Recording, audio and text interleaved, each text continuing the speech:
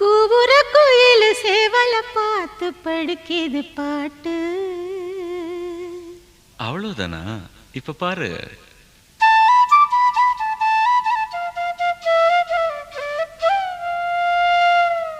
சரிதான். மேல பாடு. நீயும் பதில் சொல்லு கேட்டு. ஓஹோ.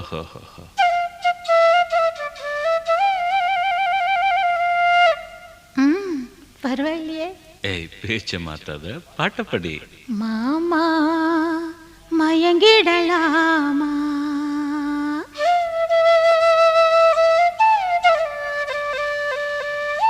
கூவுற குயில் சேவல பார்த்து படுக்க